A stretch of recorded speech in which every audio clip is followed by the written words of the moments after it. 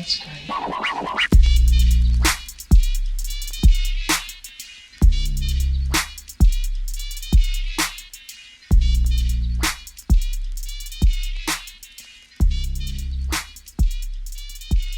That's great. Hey everybody, welcome to episode 11 of the Tell Me Something Great podcast. I am your host, Justin Yates. How's it going? How are you? How was your day? Tell me something great, guys. What's going on? Hi. Hello. You know, this week has been more and more and more of Grind City. I've just been going nuts with trying to keep the regimen up and going, and I am happy to report that I can't hear myself. Hold on. Check 1, 2. There we go. I'm happy to report that I lost 2 pounds this week. Yeah! So excited. I've been in this like stagnant level with weight loss, and I'm doing 2 workouts a day other than the old-fashioned donut I just ate. I've been eating really good and just trying to get my body back into that mode, and I gotta say, I'm feeling good. This morning I was a little tired, truthfully, but I'm feeling good. The biggest problem right now is my arm, though, and no matter what I do, no matter how much I rest, no matter how many stretches I'm doing, no matter what, it just hurts, and I can't get around it. And I have no idea what I'm going to do. For those who have been listening to previous podcasts, and for those who follow me online, you'll know that I have tendonitis in my right arm, and it's a really big problem. And recently I got an MRI done, but the results didn't say anything bad. Essentially, it's the tendons in my forearm are really tight. They've always kind of been like this. I really put my arm through a lot of damage, and I just don't think it's getting better, guys. So next week, I think it's next week. Maybe it's in 2 weeks. I don't know. I'm supposed to go see another orthopedic surgeon, and I have to ask them for some sort of plan B because I've got a lot of tracking to do. And I want to keep working out. I want to keep using my body as much as I can. And if my arm keeps failing, this is not good. It doesn't matter how good my voice is, or it doesn't matter how good my back is. If my arm doesn't work, I can't play guitar. I can't do anything. It stinks. But it is what it is. I've had this problem. I've worked through this problem before, but the level of pain and consistent pain that it's at is unlike it's ever been. My biggest concern is that I'm going to go to Chicago, get all my ducks in a row, and start working on this project, and I'm going to blow out my arm. And that would not be good, my friends. Not at all. So, like I said when I started the podcast in episode 1, I'm taking things a day at a time, and I truly am. I was just trying to pop my arm. I get these weird pops coming out of my elbow every once in a while. It's very strange. Happy to say the hand's doing well, though, so that's always good. So this week has been, again, really boring around here. It's just trying to do about 5 different things, so to say, but I do have some updates for you. I've just been grinding, working out constantly, rehearsing, doing guitar lessons with a new student, and just really grinding, grind. When I'm not working on my body, I'm trying to work on things with the music. I'm trying to progress everything, but I'm going to be honest with you, I am dealing with a lot recently, and I can't really cope with it all. And it's not all, music goals and money woes and things of that nature. It's stuff in my personal life. It's things in my past. I feel very overwhelmed, and the best way to put it is I can't cope with things day to day. It's becoming rather difficult, actually. This started, I think, around 2 years ago when I went back to Illinois. I had an episode that lasted almost 2 weeks, and it basically turned into an anxiety disorder, but it felt like I was having a panic attack for 2 weeks straight. It was very difficult. And ever since then, I've been taking medication, which I don't want to do, but it's helping kind of compartmentalize everything a little bit easier. not get so overwhelmed. It's no secret that it's almost impossible for me to maneuver in this world without trouble and almost everything I do, but I find that the medications I'm on right now help to at least kind of clear some of the fog so that I'm able to make more conscious, decisive decisions. But recently, things have been just so overwhelming. I started therapy this week. In the past, I've seen in my pursuit of mental health well over 30 different, whatever title you want to throw in there, from a care worker, counselor, psychiatrist, psychologist. I've seen so many of them that I'm not very enthusiastic to bark up that tree again. But I did start therapy this week, and I spoke to a woman, which I think went okay. It was nice to be able to vent about some of the things going on, but internally I know that that's only a temporary solution. Venting helps relieve tension and pressure, but it doesn't solve the problems. And I've just been trying to, dig in deep and trying to fix some things and just trying to get my head in the right place, because I've got a lot of things I want to do, but also I'm still battling a lot of things, from relationships to my body, to my career, to funds, lack of funds, from being away from my family in Chicago and people that I've known for a long time, to the problems that come with being in my own little world out here in California. It's interesting. I'm very blessed. I'm blessed that I'm able to do these things. I'm blessed that I'm where I'm at. It just, it can be difficult at times. And it's becoming very difficult for me to kind of juggle all these plates right now.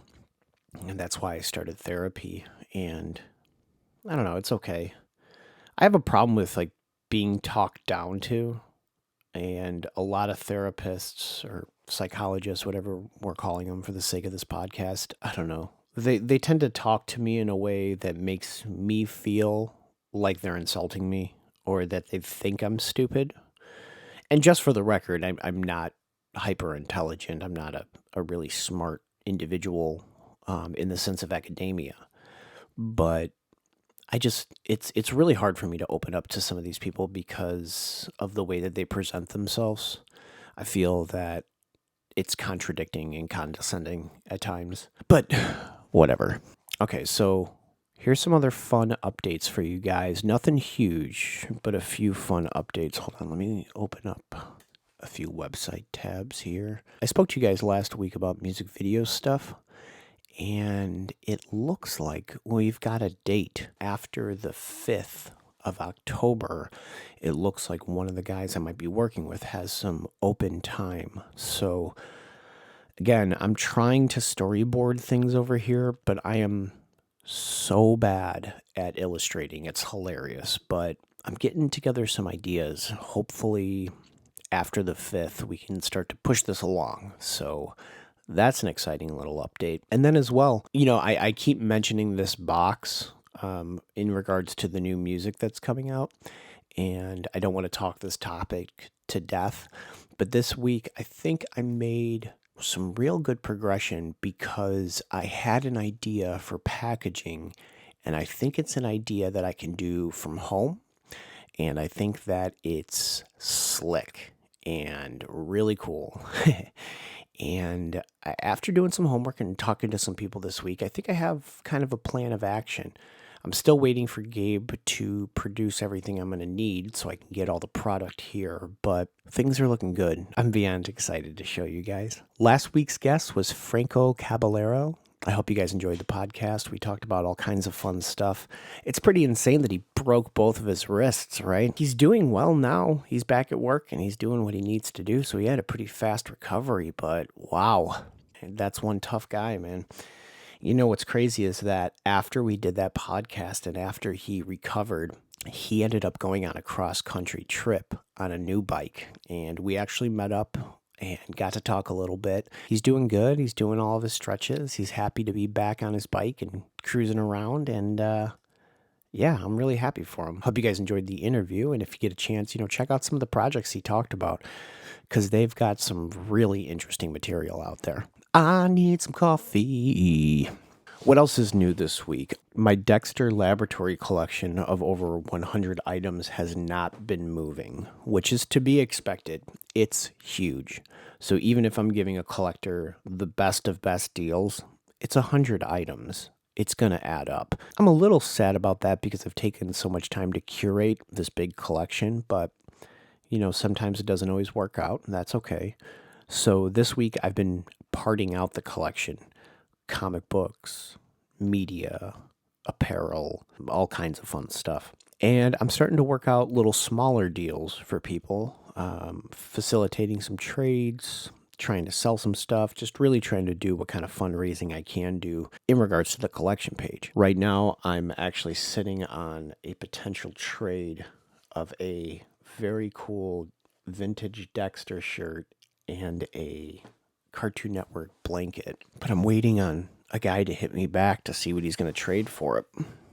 And he's got a Space Ghost t-shirt that I am very interested in. I'm hoping he throws that up. I'm recording this on the podcast as I'm typing it out. So speaking of trades, I'm working on a deal with a younger Moral Orel fan. He's already finding items online that I haven't found. He isn't a seasoned collector, but he sure works like one.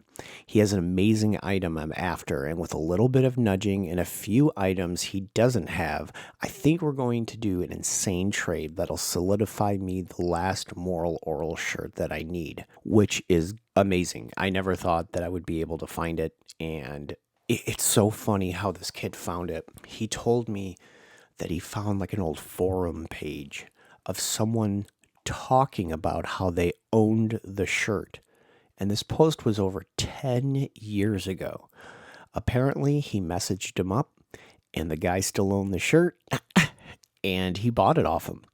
And like I said, with a little bit of friendly nudging, I think that he is going to let it go. And I'm blessed and happy, and yeah, I can't wait to show you guys. What else do we have to talk about today? I'm not too sure. So I got a ticket on my van, and this week I had to work on it and get it all up and running.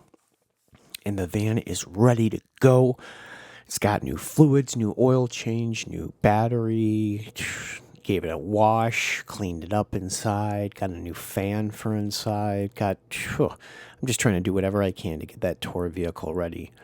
Because I'm pretty positive that despite whatever's happening in the world right now, once I get done with what I need to do in Chicago, if my body's still in a good place, I have a huge feeling I'm going to drive straight to Maine. And I'm going to pack my car with literally every piece of merchandise that I have left. And I don't think I'm going to come home until it's all gone. Until I sell every shirt, until I sell every CD, and just hit up places like crazy and live out of the van in the meantime. I don't have help on the road, so it's going to be difficult, but I am so sick of sitting here, and I'm so sick of crawling at the internet trying to find, ears that I'm almost ready just to go find them myself. I've always been able to find support with what I'm doing, but going out and about and speaking to people face to face is pretty much the only reason why you guys still hear from me. It's the only reason I'm able to do this is because those connections are the connections that are a lot more lasting than follows on the internet. You know what I mean? And I want to get out and I want to see those people. And I want to go out and meet more people like that. And I want to get out and show people this music. For people who follow me, you're probably sick of hearing about the same stuff I've been marketing for a couple of years now. But you have to remember that, there's a mass majority of people in this world who have never heard this music. And part of that is because of marketing. Part of it is because of white noise. Part of it is because of my back. Part of it is about my unwillingness to play the game. Even if you are familiar with the songs because you've been following me, you know, there's a lot of people out there who don't. And I want to be able to get that music to those people. And getting the van up and ready this week has just, man, it's been a lot of fun. It has been a lot of fun. Also, a follow-up, the PS1 is doing great. I picked up a blue memory card for it, which I'm looking at right now. And I also picked up a new game this week, which is SimCity 2000. Has every single female turned off the podcast by now? I can't play it on the small screen. I would go insane. I got to plug it in to play that one. You know, I asked this question on my street team recently, and I'm going to pull up the results for you guys. But if you're listening to this, do me a favor. Send me a comment or a message, and I want to know something. How are you consuming music these days? It seemed like the top 3 were streaming sites. Number 2 was MP3s, iPods, etc. Number 3 was radio. Number 4 was CD. Number 5 was vinyl. And I'm just curious. I know a mass majority of people are consuming music via Apple Music and Spotify these days. I'm just curious. How are you consuming music these days? Do you still buy physical media? Are you an audiophile and you have all your music in vinyl form? Let me know. I'd really be interested in hearing on how you consume music, because I am juggling how in the world I'm going to release this next music. And truth be told, I could use some feedback. So send me an email or leave a comment on the video. The email again is thetellmesomethingGreatpodcast@gmail.com. So speaking of moral oral, recently I came in contact with a guy on Instagram named Ty. And this guy is about as crazy as I am. And I'm happy to have met him.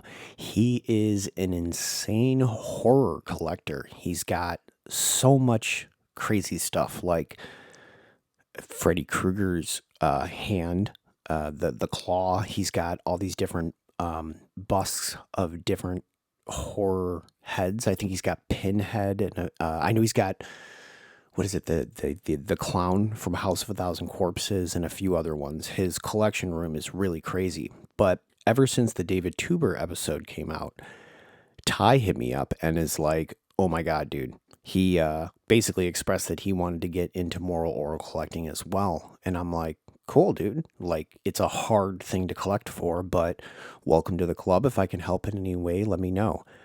And I am not joking. This guy has been jumping on some expensive items, and, you know, to each their own, you know. I'm always looking out for his pocketbook, but he has made some investments that even would make me kind of like, I don't know, do a double take. But it's awesome. It's awesome to see somebody else so enthused that they're willing to make that investment and they're just jumping in head first. And it's always nice to meet another collector who's really, really into something that you are, because it's always fun to pass those passions back and forth. You know what I mean?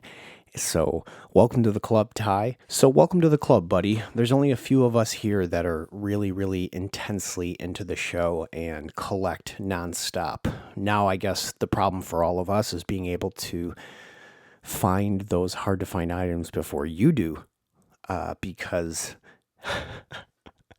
your willingness to drop coin is probably a lot more than the rest of us. But in either way, it's all good. We're all here to help each other, and hopefully we'll be able to find you some hard-to-find items. Which, let me just say this, and we'll leave this topic off with this last point. If you watched the David Tuber interview, or you follow my collection page, I recently posted up some one-of-one moral oral shirts, and let's just say Ty has been drooling over them. So who knows? If all goes well, maybe we'll have to make some trades of our own in the future. What else was I going to talk about? Speaking of David Tuber, I got a really cool message on Reddit that I wanted to read to you guys. It says, "Forgive the random message. Just wanted to thank you hugely for your interview with David Tuber. I adore Moral Orel, and the interview was very informative. I thought that was great. I received a couple similar comments like that about the David Tuber episode and a few of the other interviews, and I'm one that likes to kill my ego as soon as I feel it flaring up, but that's really good to hear, and I hope you guys will enjoy the rest of the interviews as much as you enjoyed those. Thank you so much for watching, and thank you for reaching out to tell me that you enjoy the interviews. Please leave comments. I know that the people that I'm interviewing will check up on these from time to time, so if you enjoy the interview or you have questions, feel free to ask them.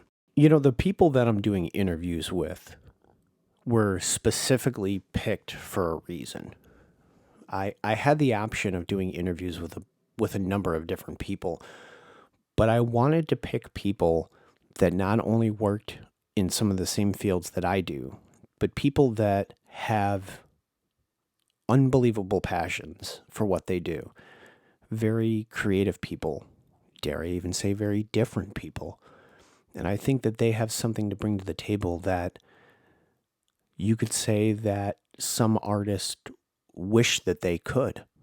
And it makes me really happy to know that you guys are getting something out of that, because the people that I've interviewed so far and the people that I'll interview throughout the rest of season 1, they have always inspired me. They've always done great work.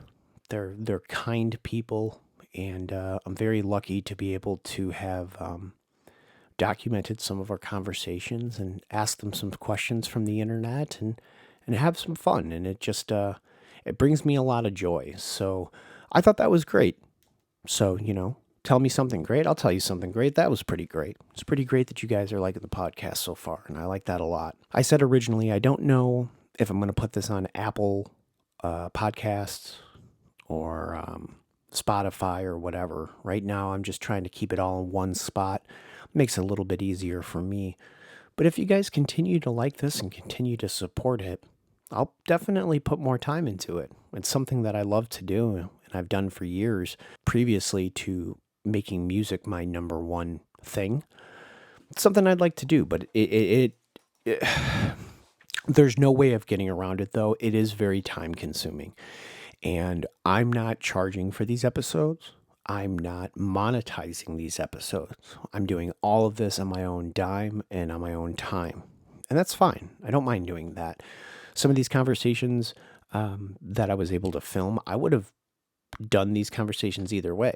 I just thought it would be a cool thing to do and to share with you guys. It does take some time to put them together, and I'm happy to do so, but I have to be realistic about my time because I don't have a lot of it. So if you guys enjoy the podcast, please continue to support it. Let me know. Share the episodes. Tell your friends. Subscribe. I don't know. Whatever. It's all good. Like I said, it's kind of boring around here. Can you guys tell that I'm scrambling for things to talk about? This week I knew that I didn't have much to talk about. I knew that it was going to be kind of a laid back week. And to be honest, going to therapy and just doing a lot of thinking, my brain feels squishy. I don't know, I feel run down, but the coffee's helping. Speaking of which. Now the coffee's helping. I think the biggest thing right now that's weighing me down is just mentally I'm trying to juggle a lot. But now that I'm getting back to working out, I'm taking pre-workout supplements and really pushing my body as hard as I can while still being smart. I'm not trying to bench 4 plates or something crazy. But I think that reintroducing that amount of caffeine into my body is definitely taking its toll. I have to kind of get used to that and work back up to it. I want to say that the pre-workout I take has like 350 grams of caffeine. It's something ridiculous. And it's interesting because, like I said, my brain feels squishy. I almost feel like I'm withdrawing from a drug, which technically I am. I'm taking a whole bunch of caffeine, and then yesterday was my day off from working out, and then today I'll work out again, but I won't take pre-workout until couple hours from now. So it makes sense that I'm sluggish and that I'm feeling the withdrawals from the caffeine. And it's really weird. I've done many narcotics over my life and I've experienced withdrawal of all different types. But the withdrawal from this much caffeine is very interesting. Makes you very irritable. It just mentally strained is the best way to put it. I know it's not healthy to be ingesting that much caffeine, but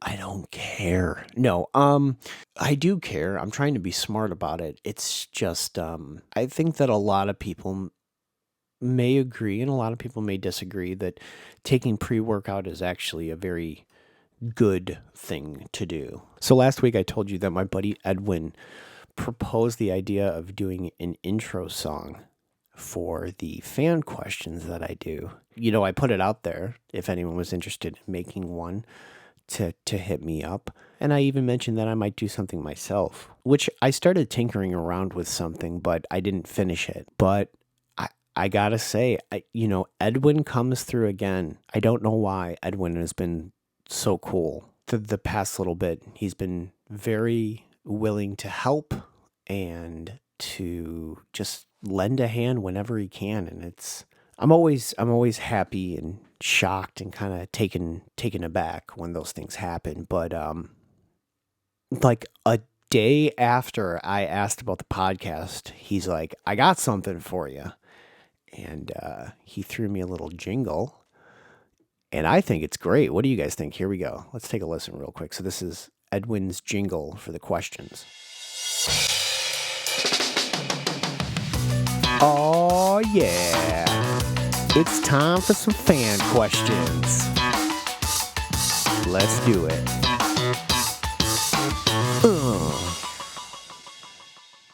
I love it. I think it's great. I think that's a proper introduction, and I think it sets the mood, and let's just jump on into fan questions. Thank you very much, Edwin. You are the man. You guys want to listen to that again? Oh, that's so funny. We got to listen to it again. I'll shut up this time so you guys can listen to it. Okay, here we go.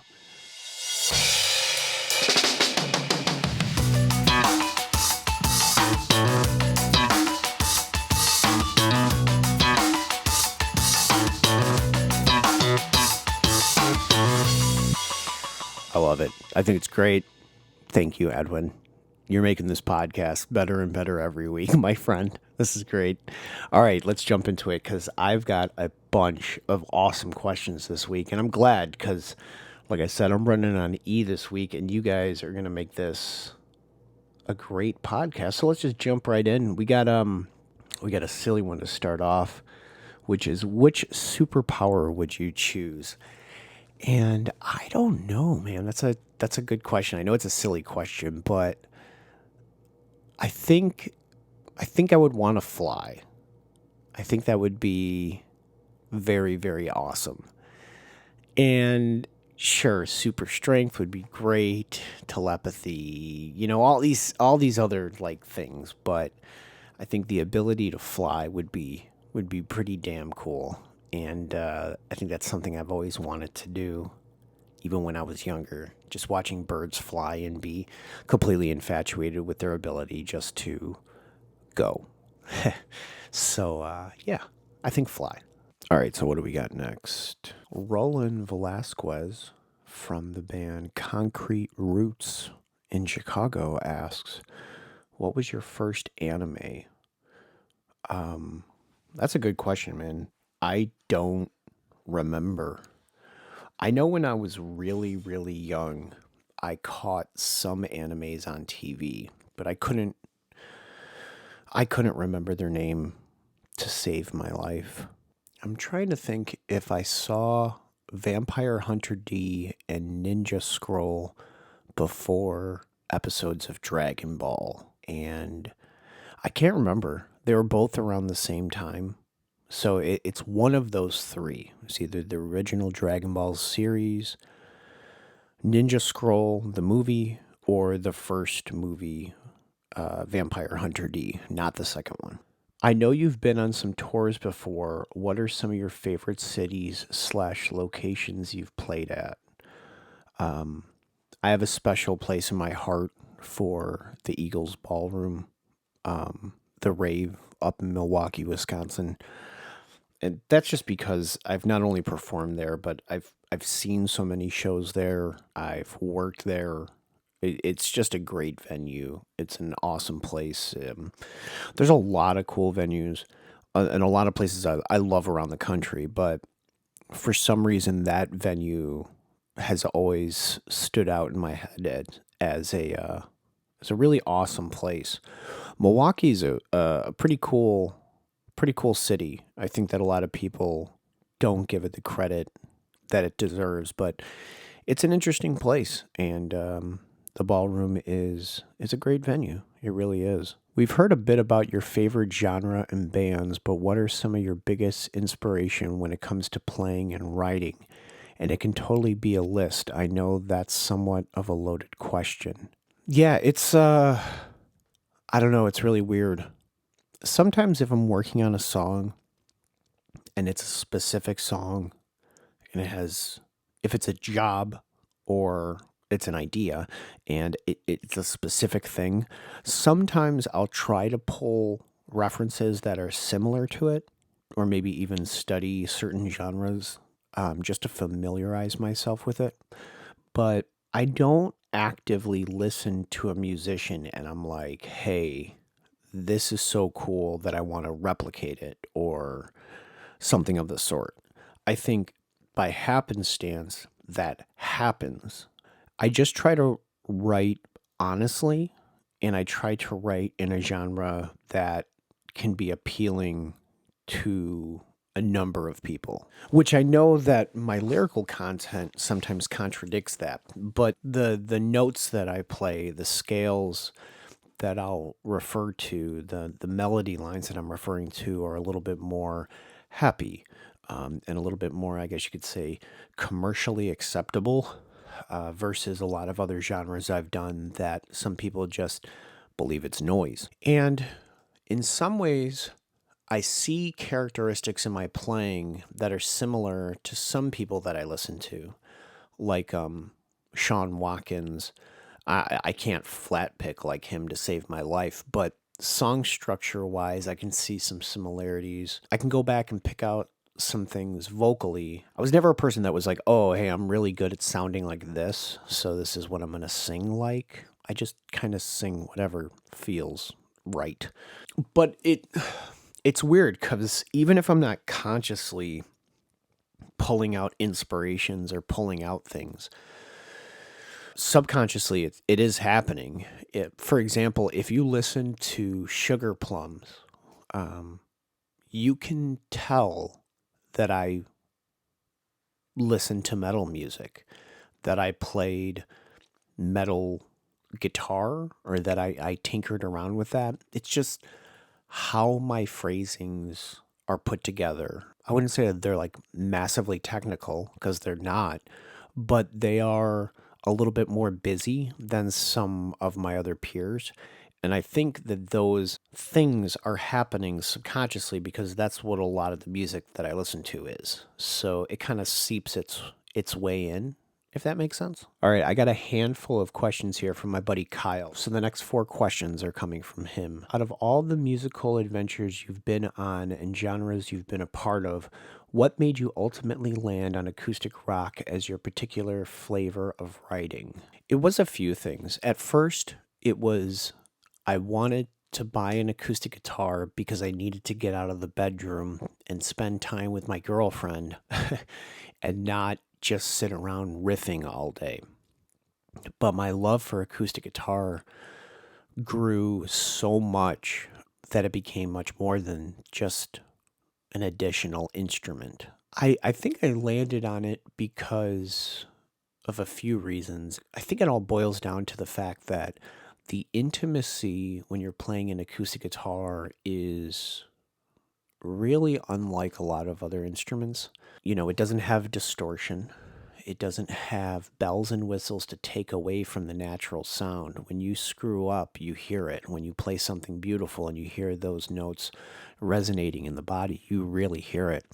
And it becomes very organic and pure. And I'm having problems thinking of words to describe it, but it's very personal.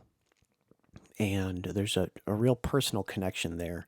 Sometimes when you're playing guitar and you've got 50 million effects on it and it's going through all these amps and all this other stuff, you feel disconnected from what you're playing. It's almost like you're playing something, but you're waiting to hear it because it's got to go through all this digital processing. And even though those things they're like instantaneous, you know, you plug it into a machine, the machine turns on, it works, it's super fast. There's just something about the instant gratification of acoustic guitar that's beautiful.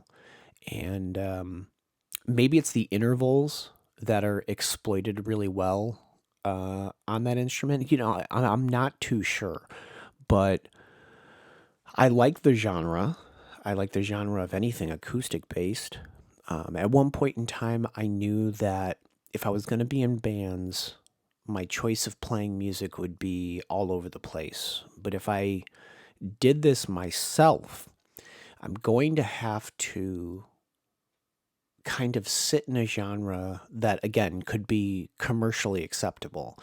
Something that I knew that if I was playing a main stage, I could give them, you know, my press kit and it would have enough original flavor in it that they could see that I'm not just some dude playing an acoustic guitar. I'm not just some cover act or some white guy rapping on an acoustic guitar. But then also I could show it to like a fine dining establishment, show them instrumentals, show them that I write love songs and things that sound complimenting and nice, dare I say. And even though the subject matter is extremely dark at times, I think that that becomes a secondary thing because of how I perform, how I'm engaging to the audience, and just how the overall guitar sounds. And that's a testament to, I guess, my playing, but more to, I guess, a testament of how beautiful the acoustic guitar sounds, and how much people really enjoy it. And I knew that. So I think that part of that influenced me to stay in this genre because I like the genre. I know I could write in it and I like the challenge of it, but I also knew that it it could just be a decent genre to work in. And in this day and age, it's difficult for many reasons. I mean, I know jazz musicians who have their degree in teaching and, you know, are gigging with some of the biggest jazz musicians out there right now, and they can't make money to save their life. You know, there's just certain genres of music that don't get looked at the same and don't get appreciated anymore. And I think you could say that about almost every genre of music, but I don't know. Something about the acoustic guitar and the genres that I decided to pick, I just felt like they didn't have those same boundaries as some other groups have. You know what I mean? Like for example, I love playing metal music. I love it. I love the camaraderie of being in a band. I love all of it. But that metal band is never going to play an hour, you know, dinner set. They're never going to make that kind of money. They're going to have to, you know, play basement shows for a long time. And it's not that there's anything wrong with basement shows, but when I say the certain style of music that you play might inhibit you from being able to play multiple shows in multiple different places, that would be an example of it. You know, if my body's up to it, if I have a gig at night, it doesn't mean that I couldn't stop at another place and play an hour gig earlier in the day or go out and busk on the street and do something. If I'm in a huge metal band, I can't do that. If I'm a one person producer at my house and I'm producing metal songs, like, sure, I guess I could go on the street with an MP3 player and shred to them. I could do that, but it just seemed like this was a vessel that was a little bit easier to for people to access, but also a vessel in where I could be creative I could be open and it could challenge me to potentially be a better singer and to have to learn how to rely on myself. I hope that answers your question. What would cause you to go batshit and become the Joker? Kyle asked this because he's a giant like superhero fan. So I know he's like joking about this, but Kyle also knows me personally. And I feel like this is a loaded question because I already feel like that many times in my life. I've had moments of where I've completely blown over, just completely lost my cool, and as you say, gone batshit. Yeah, yeah, that's happened a number of times for a number of different reasons. I think I know myself, and I think I know that there's a part of me inside because of who I am genetically that will be my outcome. But in my current life, despite some of the problems I'm having that I, mentioned briefly before, everything in my life right now is geared towards trying to make things copacetic. And as long as I continue to do that, and I continue to remember the lessons I've been taught, and I stay diligent, and I truthfully still keep getting the support that I get, and keep trying to get more support, I think I'm going to be okay. I've been through that ringer so many times that I feel old, and I don't want to go through those processes again. And I believe I have the tools to be able to avoid those outcomes, though I fear, again, because of genetically who I am, that no matter what I do, there might be a very huge chance that that's my outcome. It's one reason why I spend a lot of time in isolation, almost replicating. I don't want to say like a jail cell because it's definitely not like that. But I try to replicate in my everyday life a situation where I am busy and distracted and not giving myself the opportunity to make the same mistakes that I have before, to learn from them and to try to be great. And it's difficult. It is.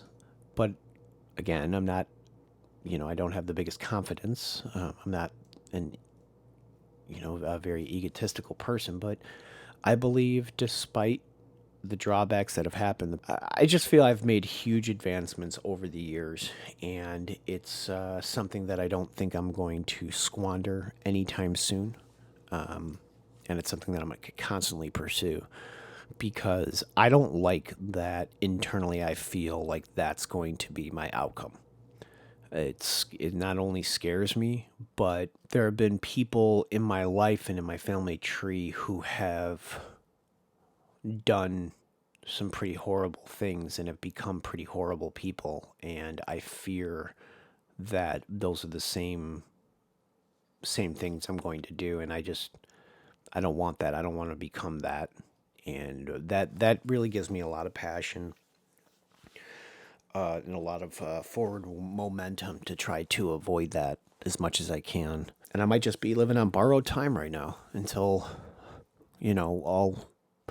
all bets are off. But I don't know. The more that I stay focused, the more that I get support, the more that I just stay driven.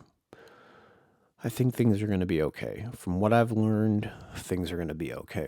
This is a really good segue, though, because an older fan of mine named Jonathan asked me a question of what's a day in the life of Justin Yates like?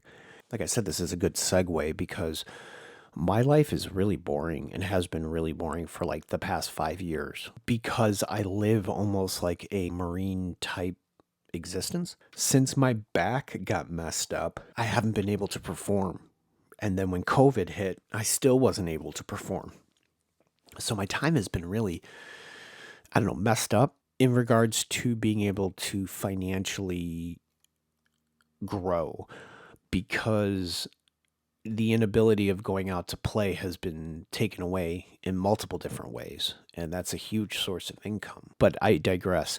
A normal day in my life, because of my back problems and because of rehearsing and things like that, is usually I'm waking up, taking vitamins, eating some food, working out, shower, eat more, and then I have like a window of time to not only eat more, drink some coffee, work on whatever I'm doing that day. And usually by then I'm wearing my spinal Q vest. I've already worked out a little bit. I'm feeling good. I usually have a couple hours to to work on a client-based job, to work on a project I'm working on. It's really the middle of the day is where I have the most physical energy, so that's where I try to sit down and work, try to make money, try to do whatever I can. Midday, I'll have a small lunch, usually eat like a hard-boiled egg or something like that, and then I'll go back and work some more, maybe rehearse, go and work out for my like full blown workout, which is done around 2 o'clock, maybe. Once I get done with the workout, go eat again, come back and try to. If I'm not exhausted from the day by that time, I'll try to work more. Maybe if it's even on my phone, trying to push sales or trying to just get the word out, just trying to work or find any little side projects. Spend time at the home with people here, rehearse maybe, and that's about the day. So it's really just and I should mention periodically throughout all of this, I'm doing like yoga stretches. I'm constantly not constantly eating, but I'm eating a good portion to be able to fuel myself.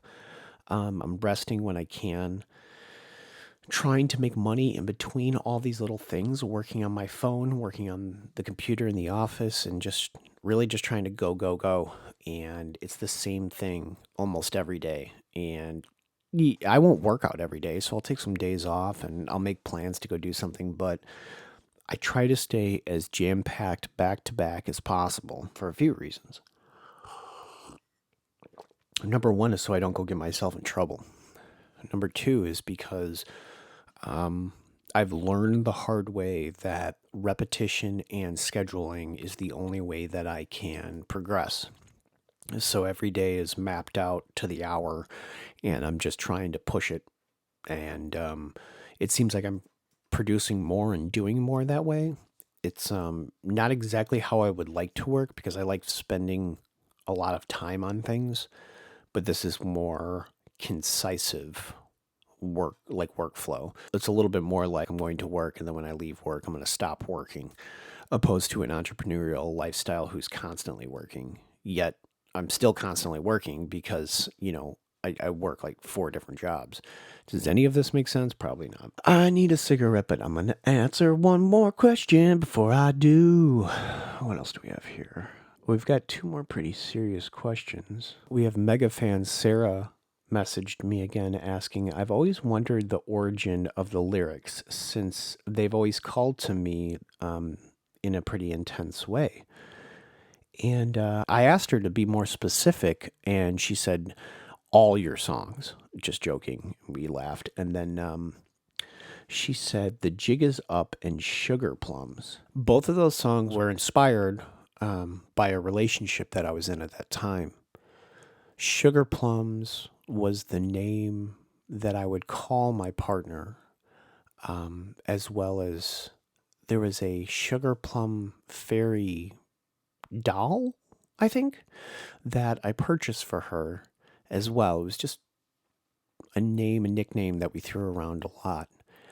And I ended up just using that name for the song, and that's about as deep as it is. Obviously, my mindset was around the relationship at that time and wanting to see with Sugar Plums, it's a very happy sounding song.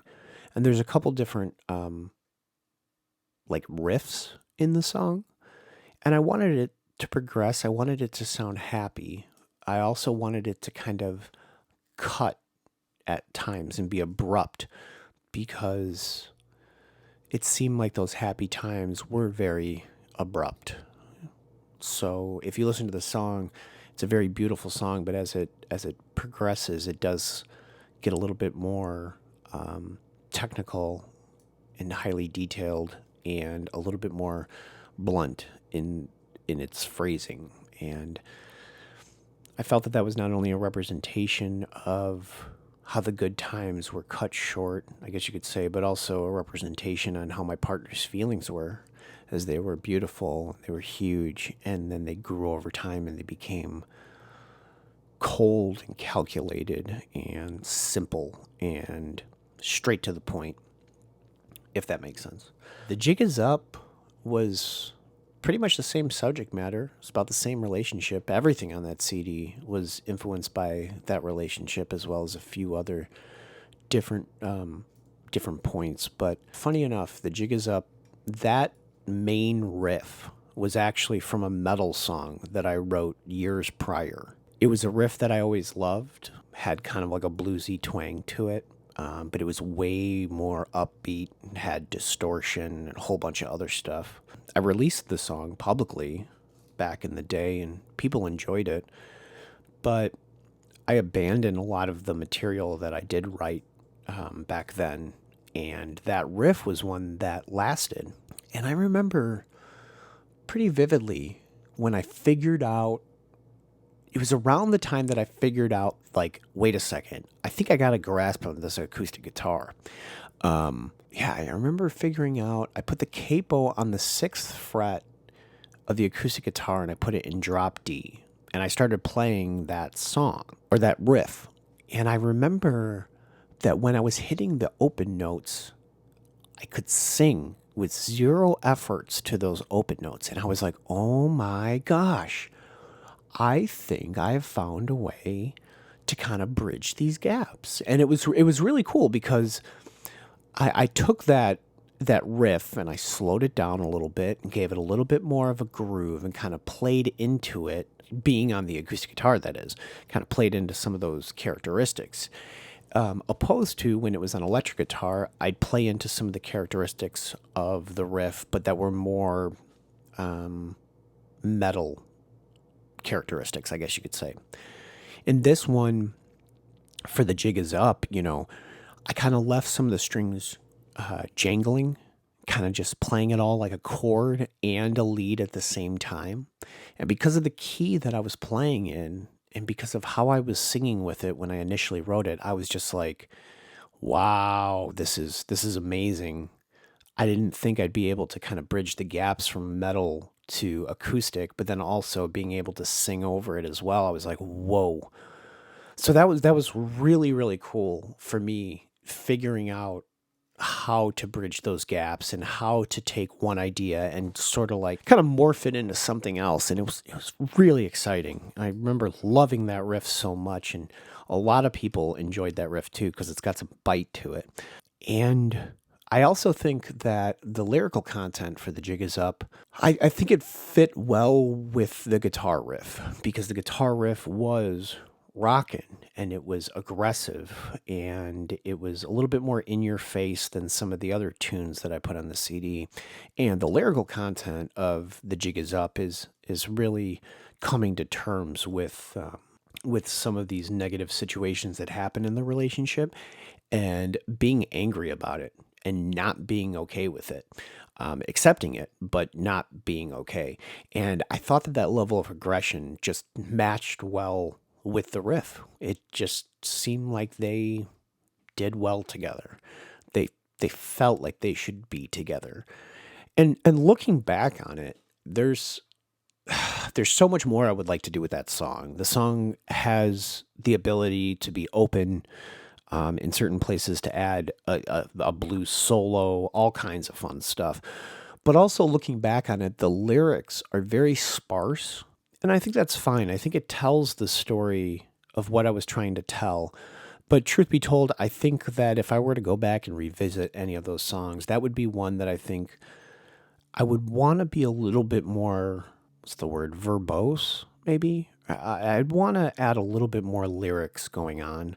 And I don't know how you guys would think about that, but I always felt that it just seemed, it was fine. You know, it said what it needed to say. It was straight to the point, and that's fine. That's what I was trying to do. But in hindsight, I feel like maybe I could have painted the picture with just a couple more words. Maybe that's just me. I don't know. Well, I hope that answers your question, Sarah. We have one final question today, and it comes from my friend Pat. And I left this for the end because this is, I think, a pretty good question. But he says, I don't know your story with sobriety, and I don't know if you'd be comfortable talking about that. But I'm always curious with people that got sober and what their tipping point was. Was it like, okay, I gotta fucking get sober, and that's how it was for you? He says, it would take a lot for me to talk about that so publicly, but I do believe stories definitely help people struggling. You have a good way of conveying your points. Maybe it could help someone. I'd hope it could help someone, right? That's what we all try to do something great, help our fellow man, right? Well, I appreciate the question, man, and I understand how it can be difficult to talk about these things because they are difficult. People have to deal with drug abuse problems. I mean, the reasons that go behind it, they're staggering. So, just speaking from personal experience to third-hand experience to just reading about different stories of people's addictions, I can understand how it's some things that some people would never want to talk about. It's very intense. It's difficult. When Pat messaged me this, I messaged him back and I said, "Wow, that's a really good question, man. I don't talk about my drug use like at all on the internet. And it's not that I'm opposed to it. I just have a younger audience that do listen to the songs from time to time. I don't think they're listening to the podcast, which is a good thing. We've had a lot of people on here swearing like sailors so far, right? But it's not that I'm opposed to talking about these things. I actually wouldn't mind talking about them at all. It is difficult, but I agree with you, Pat. I mean, it might be naive to think, but I think that my little existence on this planet only makes sense if I'm helping people. So I totally get what you mean. But when I was talking to Pat, I go, my drug history goes longer than 20 years. I've been dealing with this my whole life. And if you believe that addiction is genetic, or, that some of these traits can be passed down hereditarily, is that the right word? Then I've been dealing with this since the moment I was born. My family tree with drug use it's huge. It's so huge that it's talked about and taught to other people who have addictions. That's how big it is. When I was asking Pat about this, I go, man, it's a hard thing to talk about specifically because I've relapsed a bunch of times. And I've done a number of different drugs in the day where I've had to go through the withdrawal of them and quit them. So I've had that conversation of, as you eloquently put it, I got to get fucking sober a number of times. And I mentioned this to Pat and I go, I think this is a good question. I think just talking about this in general is good because I know that a few of my fans have substance abuse problems. It's a big part of my life that I don't advertise unless people ask. So I was thrilled to get the question, but I was having problems pinpointing like which time should I talk about. I thought that it would be appropriate to talk about the last time that I did cocaine. Like I said, I've done a plethora of different drugs, but I've only relapsed on a few of them, and cocaine was one of them. And they talk about when people OD, it's sometimes it is the chemical in which they're doing, but most of the time, from my understanding, and forgive my ignorance, but for what I believe, most of the time, it's them taking too much of the drug, thinking that their body can handle it because at one point in time, their body could handle it. They were doing that much.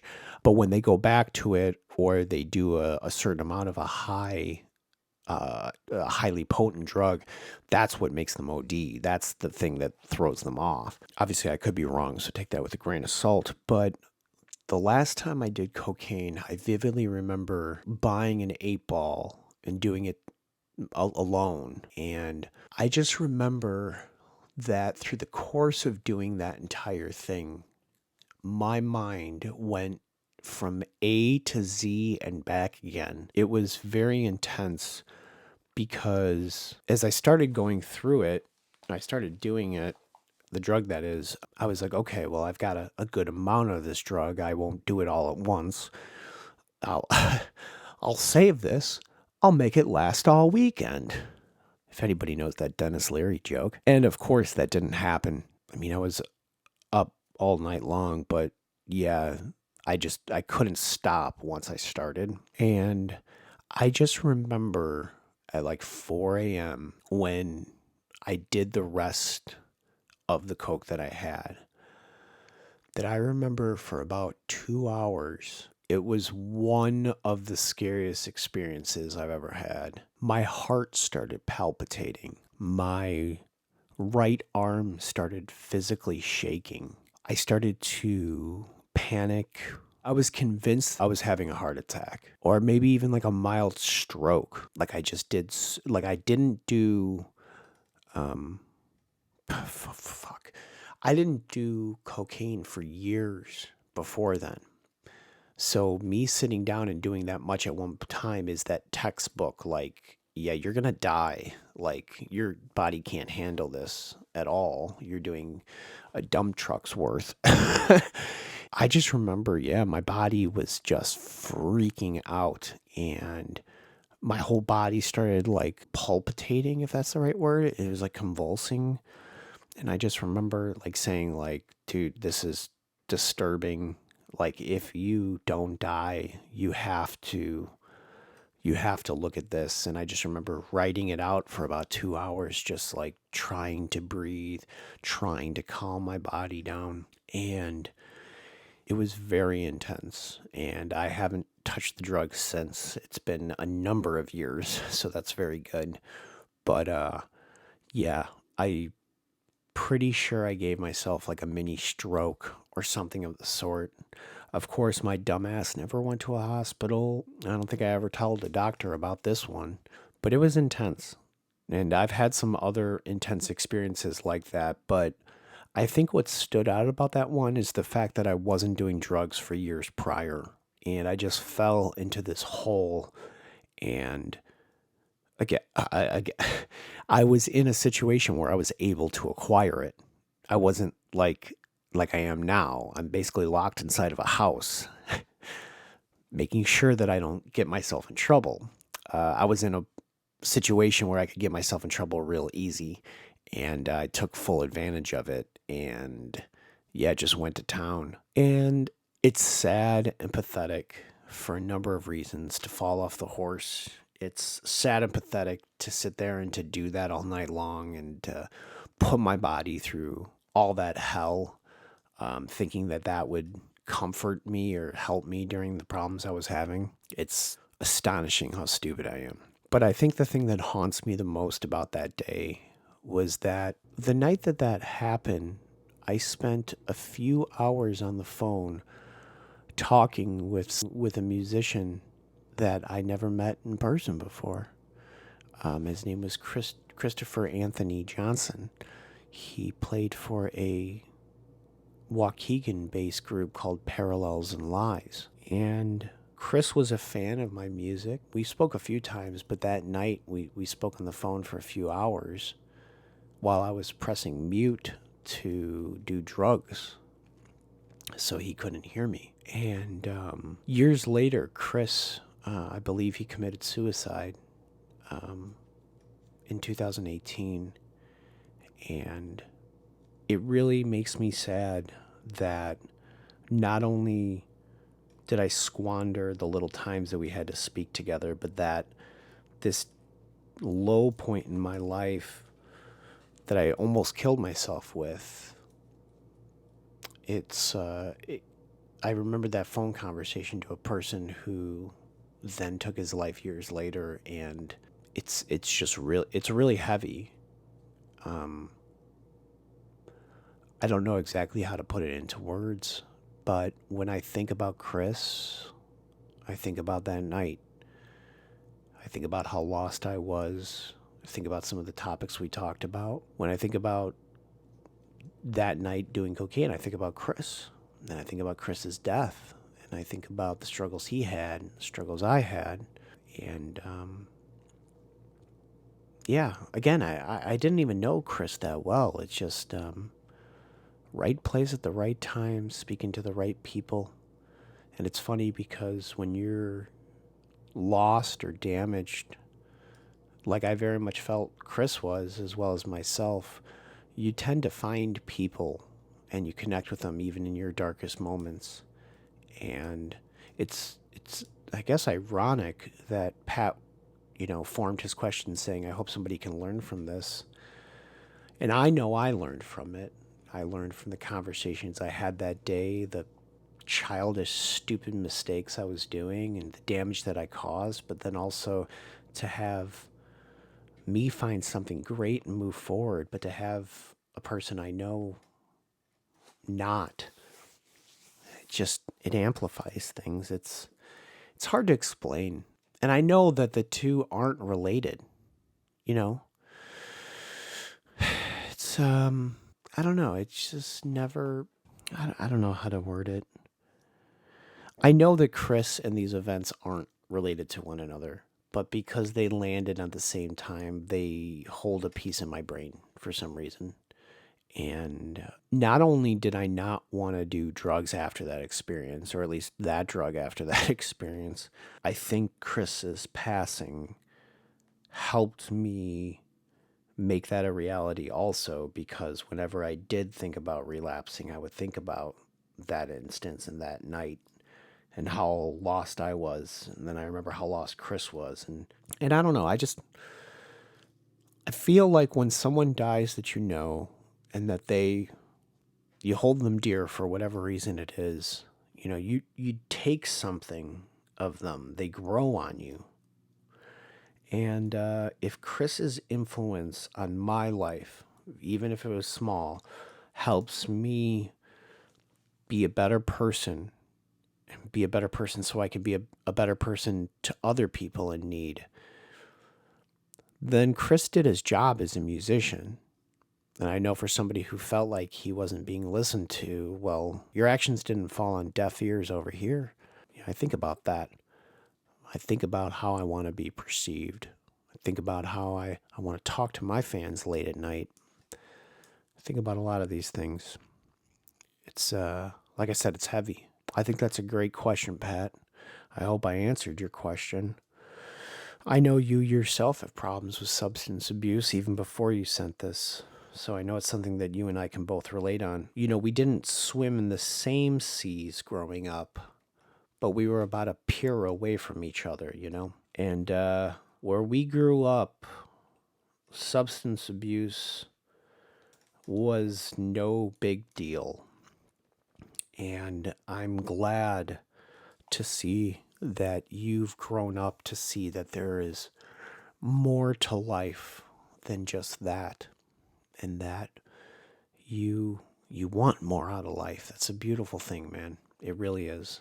And you and I can sit back collectively and individually and talk about many people that haven't come to that same outcome, So heck, if no one gets anything from this little story here, I hope you do.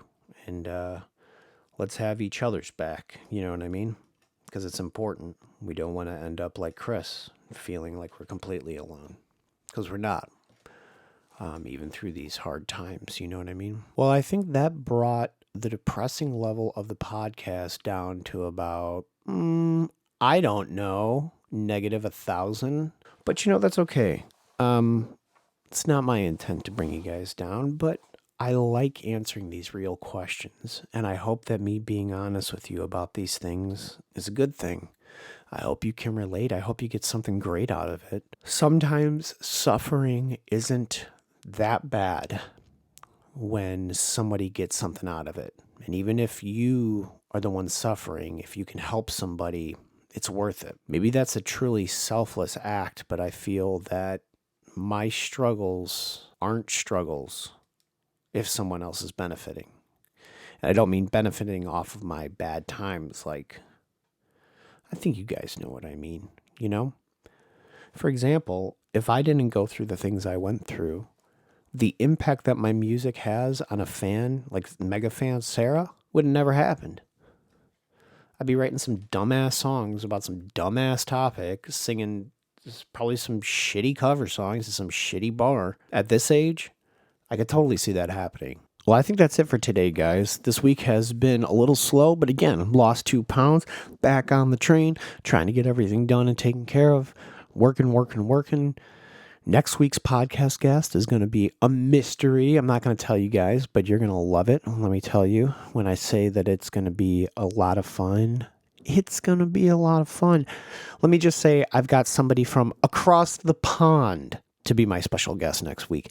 And I'm excited. Not only do I think it's a great interview, but I'm a huge fan of this guy's music. So having him on and just talking shop with him was a really great time. So I hope you guys tune in. As always, make it great. Go out there and make today beautiful. I hope that you can go out there, no matter how big or small, find something great. Make today worth living.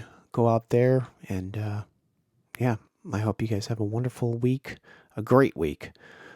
Thank you so much for listening, as always. Again, email address is thetellmesomething.great@gmail.com. Lastly, again, I got tons of fundraiser sales going on. So if you guys like the music and you want to see this continue, please, by all means, pick up some stuff. I'm trying to raise some serious funds right now, short of selling my kidney that's full of kidney stones. But all jokes aside, thank you guys as always for listening. Big, huge thanks to mega fan Edwin for making us the most hilarious jingle ever. I love it. Dude, I can't thank you enough. This is definitely not the last piece of media that we're going to be working on, because I've got some ideas and you're the best, dude. That's all I wanted to say. All right, well, I'm going to edit this entire podcast, and hopefully I can get it done before I hit the gym today, because today I'm doing the bench press, and I can't wait. Thanks again for listening, guys. I'll catch you on the next solo episode. Make sure to like, subscribe, tell your mom and dad about the video, share it around. I'd really appreciate the support. Thanks as always for listening, guys. Have a great day. Bye.